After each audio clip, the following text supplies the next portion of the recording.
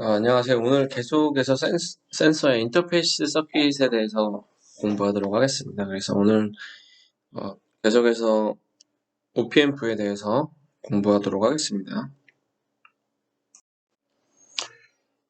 수업을 시작하기 전에 여러분들이 이제 전자율에서 배웠던 내용을 좀 기억을 하고 수업을 계속했으면 좋겠습니다. 우선은 드레인에서 바라본 임피던스, 얘는 M1이면 R01이 되죠. 패스코드 같은 경우에는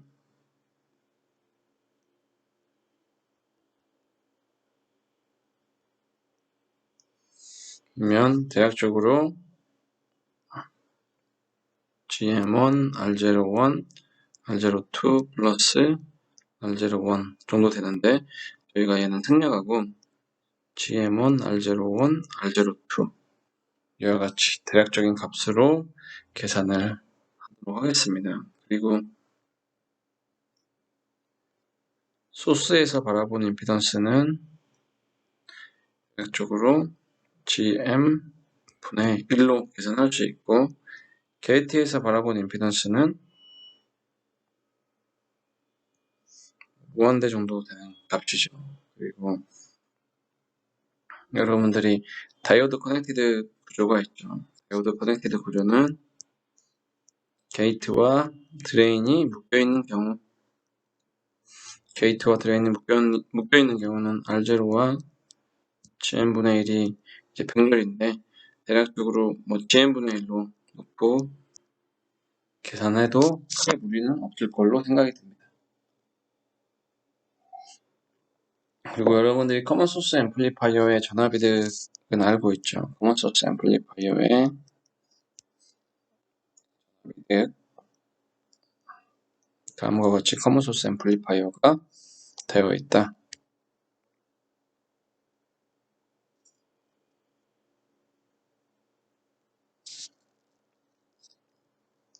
Vin, out, M2, M1이라고 하면 전압이득은 마이너스 GM1,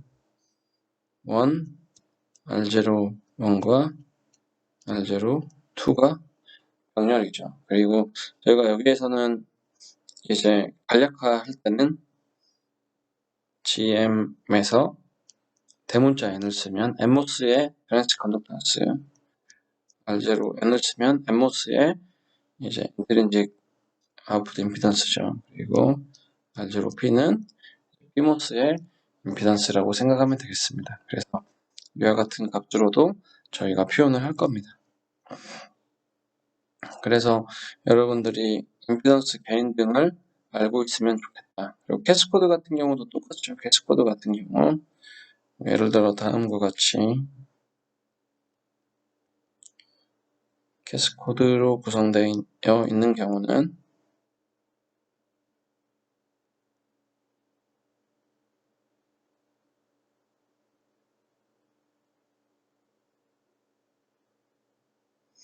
이때는 전압이득이 얘가 입력이고 VDD, Vout이라고 하면 여러분들이 전압이득 계산할 수 있겠죠. 이때는 저희가 전압이득 계산할 때 쇼서킷 트랜스 컨덕턴스 GM을 계산했었죠. 그러면 GM 값은 대략적으로 GMN으로 계산이 됐었죠.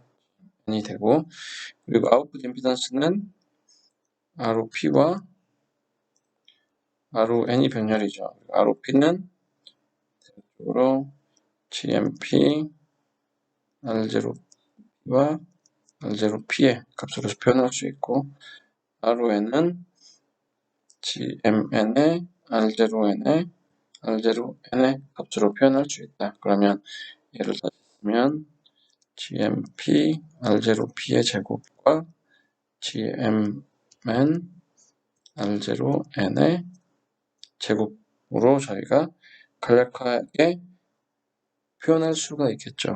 간략하게 표현할 수 있습니다.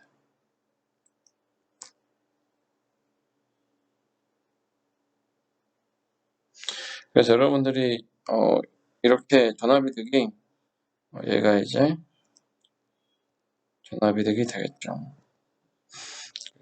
전압이득이 어떻게 되고 우선은 각 노드에서 바라본 임피던스가 어떻게 되고, 그리고 각 노드 이제 전압이득, 커먼 소스나 이제 캐스코드와 같은 전압이득이 어떻게 되는지 여러분들이 기억을 하고 있어야지 저희가 수업 진도 나가는데 어려움이 없을 걸로 생각이 듭니다.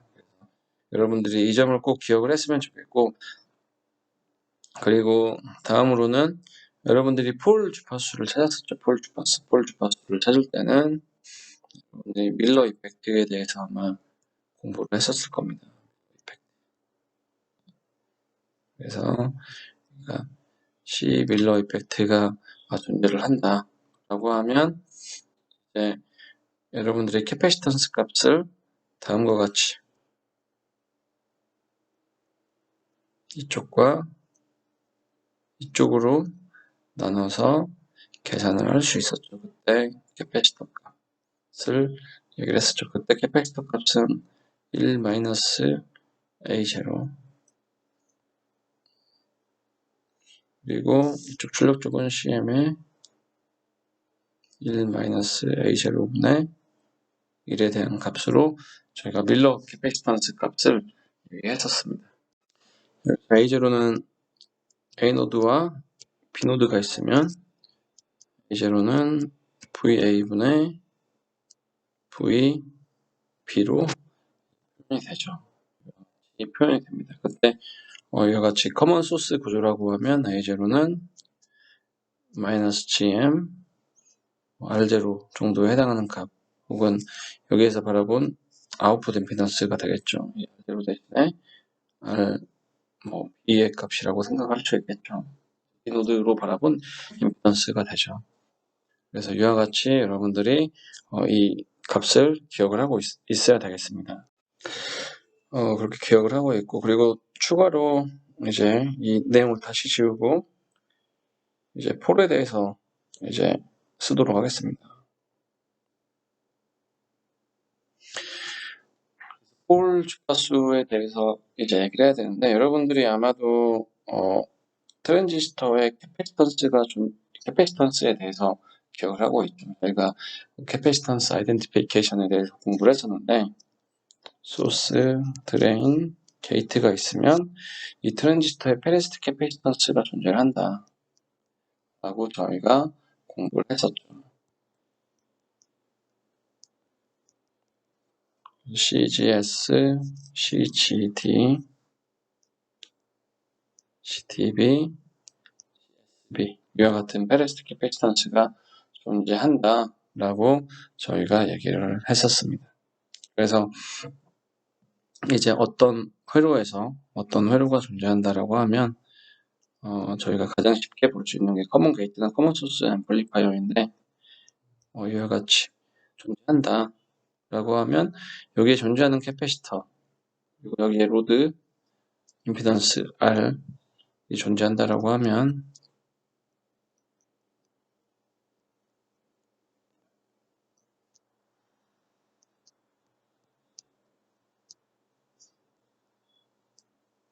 이와 같은 캐패시턴스가 존재하죠. 그리고 여기가 AC 그라운드라고 볼 수 있겠죠. 그러면 이때 이퀴벌런트 캐패시터를 만들어줄 수 있죠. 그러면 한 노드에서 그라운드로 이 캐패시턴스를 지우고 CGD의 캐패시터로 변경해서 표현해 줄 수 있고, 그리고 저희가 폴의 주파수를 계산할 수 있습니다. 폴의 주파수 같은 경우는 이 노드로 바라본 임피던스, 이 캐패시터에서 바라본 임피던스죠. 이 캐패시터에서 바라본 임피던스는 여기서는 R0와 R0N이 되겠죠. R0라고 하면 이 값인데 이 값과 캐패시턴스는 쓰겠습니다. R0와 R0N 이 캐패시턴스는 CDB 플러스 CGD 분의 역수를 취해주면 얘가 폴 주파수가 된다고 했었죠. 그래서 여러분들이 이와 같이 폴 주파수를 계산하는 거를 기억을 하고 있어야 되겠습니다. 오픈소스 앰플리파이어도 똑같이 되겠죠.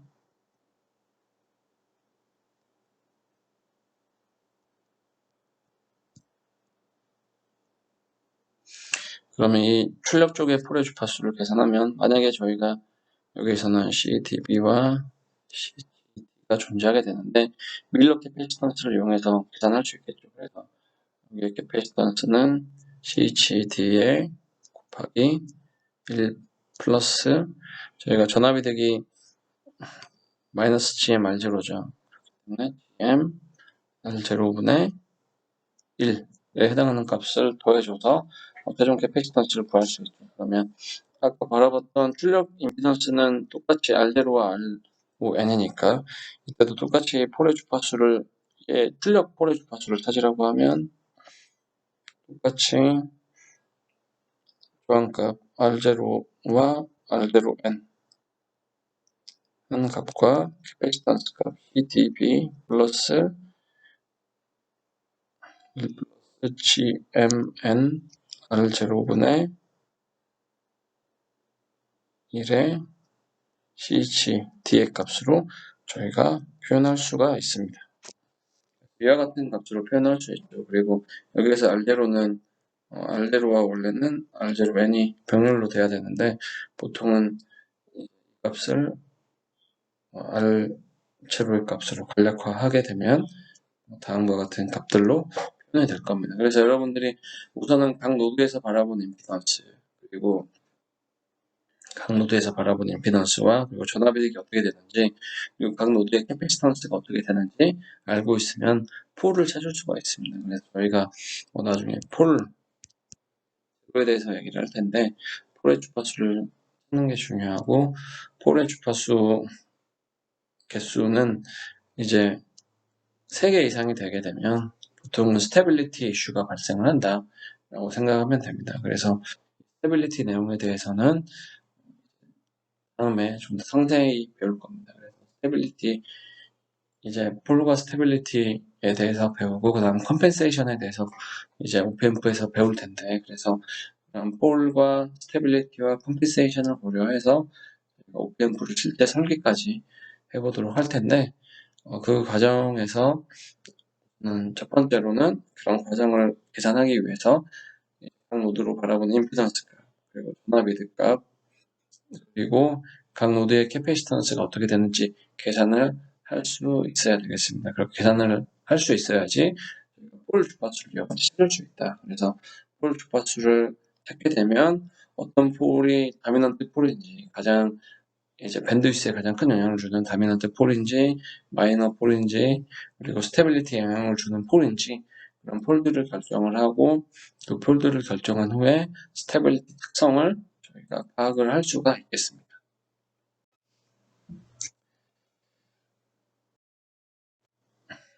그러면 저희가 원스테이지 OPM프에 대해서 지난 시간에 얘기했었죠. 그래서 여러분들이 이 회로를 보면 전압이득은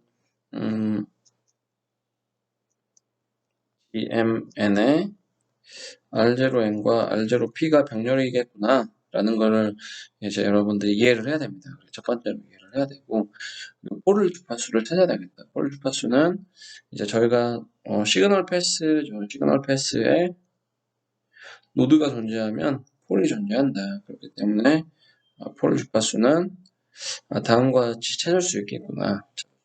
그리고 입력에도 만약에 입력 임피던스가 존재한다고 하면 폴 주파수가 존재하게 되죠.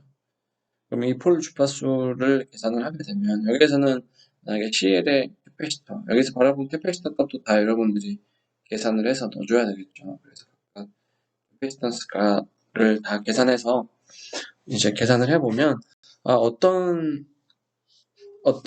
폴의 주파수가 가장 다미넌트한 폴이겠다. 그 얘기는 가장 이제 폴의 주파수가 예를 들어서 시그널 패스에 폴이 존재하게 되면 여기 입력에 폴이 하나 있다고 생각하고 폴 1, 이 폴이 이제 두 번째 폴이라고 생각하고 이 폴이 세 번째 폴이라고 생각해보죠. 그럴 때 어떤 폴의 주파수가 가장 낮은 주파수인지를 여러분들이 계산을 하면 그 가장 낮은 폴의 주파수가 이제 밴드위스에 가장 큰 영향을 미치는 이제 폴의 주파수죠. 그런 폴을 저희가 다미넌트 폴이라고 합니다. 다미넌트 폴이라고 하죠. 그래서 다미넌트 폴이 어떤 값이 되겠다. 그런데 여기에서는 이제 보게 되면 잉크를 다 지워볼게요. 보게 되면 여기에 임피던스가 상당히 크다. 여기 임피던스는 작은 값이죠. 그렇기 때문에 폴의 주파수는 아마도 여기 임피던스도 크고 여기에서 바라보는 이 로드 캐패시턴스도 크기 때문에 아마 다미넌트 폴은 이 CL에 의한 폴이 될 것이다. 그럼 CL에 의한 폴의 주파수를 여러분들이 이제 계산을 할 수가 있어야 되겠죠. 여기에서는 폴의 주파수가 임피던스는 R0B와 R0N이 병렬이고 캐패시터는 CL이기 때문에 폴의 주파수는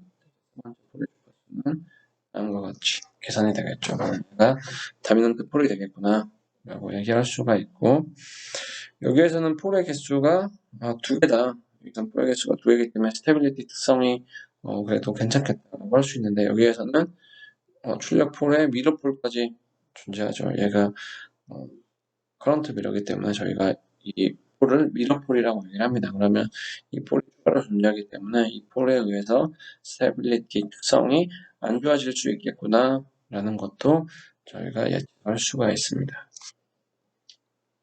그리고 지난 시간에 얘기했던 것처럼 OPMP 원스테이지를 사용을 하게 되면 선 마이크론 디바이스 같은 경우는 임피던스가 큰 값이 아니라고 했죠. 여기서 전압이득은 GMN, R0P와 R0N이 병렬인 형태로 표현이 되는데,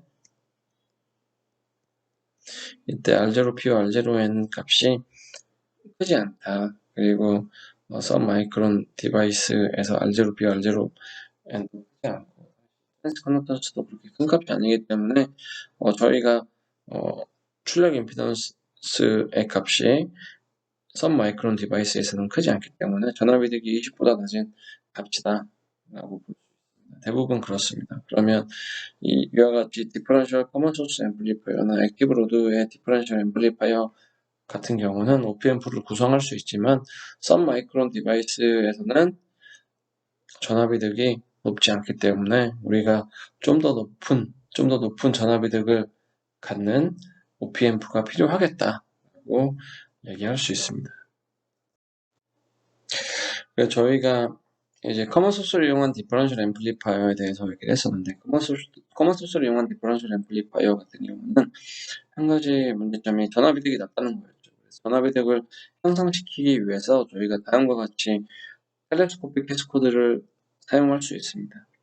텔레스코픽 캐스코드 같은 경우는 여러분들이 전압이득 저희가 첫 페이지에서 얘기했던 것처럼 전압이득 구할 수 있죠. 전압이득은 이 경우 이제 숏서킷 트랜스 컨덕턴스가 GMN이 되고, 그리고 이쪽으로 보이는 R0P와 R0N을 보면 R0M 이제 R0N부터 보면 저희가 GMN의 R0N의 제곱, 그리고 R0P는 MP의 R0P의 제곱 이와 같이 표현할 수 있죠. 그렇기 때문에 전압이득의 관점에서 보면 기존의 전압이득이 GMN의 R0P와 R0N과 R0P가 병렬인 형태죠. 그러면 이 전압이득이 GM R0 배만큼 임피던스가 증가하기 때문에 전압이득이 크게 증가할 수 있습니다. 그래서 기존의 커먼 소스 디퍼런셜 앰플리파이어의 단점인 전압이득이 낮은 값을 보완을 할 수가 있습니다. 하지만 볼테이지 수용 관점에서 보면 이제 문제점이 존재를 하게 되죠. 그래서 볼테이지 수용 관점에서 보면 저희가 출력 볼테이지 수용 같은 경우는 볼테이지 수용할 수 있는 헤드룸이 0에서 VDD까지 존재합니다. 하지만 이제 각각 트랜지스터가 동작할 수 있는 만큼의 동작 영역은 제외를 해야죠. 그때 이 각각 트랜지스터가 동작할 수 있는 미니멈한 값을 저희가 VDS의 값이 세츄레이션 리전에서 동작하기 위해서는 VGS VTH의 값보다는 이제 큰 값을 가져야 되죠. 그러면 이 세츄레이션 리전에 동작하기 위해서는 이 값이 VDS의 이제 미니멈 값이라고 할 수 있습니다. 그래서 VDS의 미니멈 값에 이제 VDS 미니멈 값이 다음과 같이 VDS-VTH 값으로 표현되어 있죠. 여기는 VDS 미니멈 값에 PMOS라고 할 수 있죠. 이 값의 값만큼 볼테이지 헤드룸의 값이 감소가 됩니다.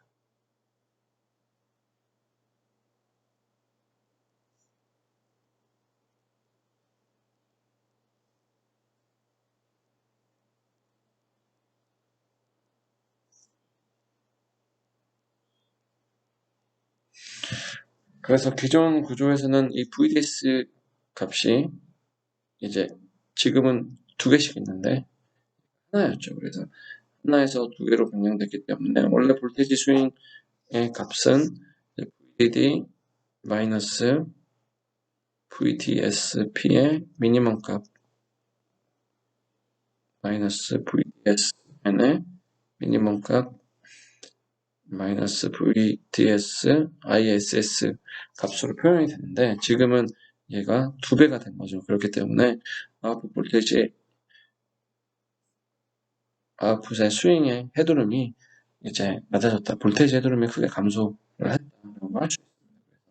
이만큼 감소했겠죠. VGS 마이너스 VTH 만큼 두 배만큼 감소했다고 볼 수 있습니다. 또 추가로 시그널 패스의 노드의 개수가 증가했기 때문에 저희가 폴의 주파수가 폴이 개수가 추가가 됐다 볼 수 있고 미러폴 같은 경우 특히나 더 그래서 폴의 개수가 증가했다 하는 것은 스테빌리티 특성에 영향을 준다. 그래서 안정성에 영향을 준다. 좀 더 이제 케어풀하게 디자인을 해야 된다라고 생각할 수 있겠습니다. 그렇게 생각할 수 있고 이제 볼테이지 스윙이 이와 같이 제약이 되는데 그래도 이 정도 볼테이지 스윙은 크게 문제가 되지 않는다라고 볼 수 있는데 문제는 다음과 같이 다음과 같이 이제 유니티 게인 버퍼로 구성하게 되면 유니티 게인 버퍼는 다음과 같이 구성이 되죠.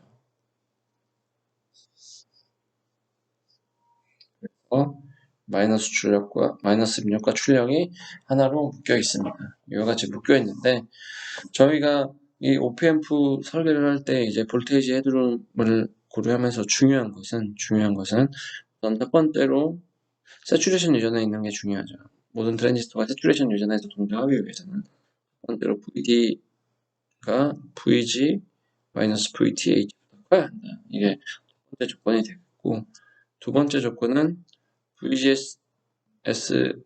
VGS의 값이 VTH보다 커야 한다 하는 게 두 번째 조건이 되겠죠. 두 번째 조건입니다. 그래서 이 조건에서 보면 지금 M2 트랜지스터와 M4 트랜지스터가 존재를 하죠. 같이 존재를 하는데 이제 V 아웃풋은 M2에게는 이제 게이트가 되죠. M2에게는 게이트가 되고 M4에는 이제 드레인이 됩니다. M4는 드레인이 되죠. 그래서 이 아웃풋 임피던스는 이 드레인의 값은 M4의 드레인의 값은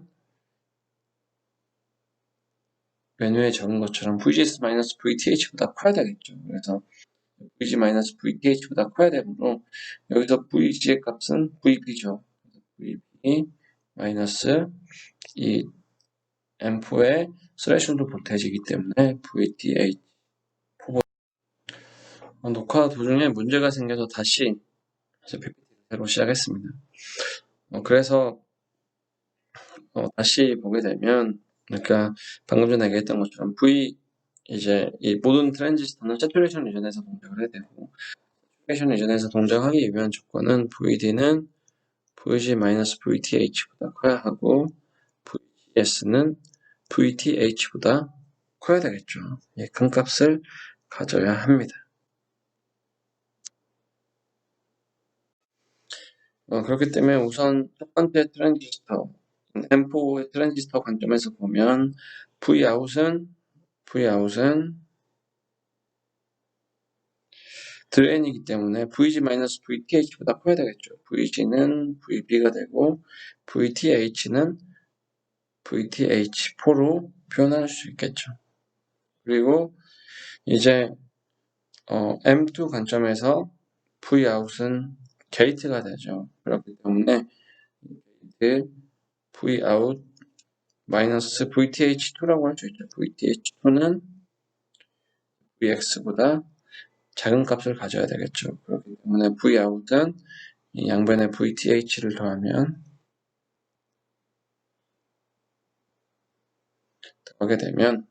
더하게 되면 다음과 같이 아래와 같이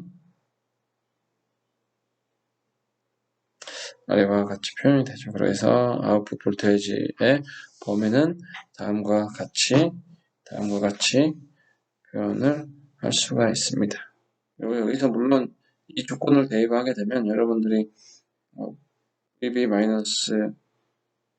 VB-VX는 VTH4보다 커야 되는 조건이 있고, 그리고 Vout M2의 게이트 마이너스 이 전압이 VP라고 하면 Vout 마이너스 VP는 VTH2보다 커야 된다는 조건도 성립해야 되겠죠. 그래서 이런 조건들이 성립을 해야 된다. 그러면 이 조건에 따라서 이제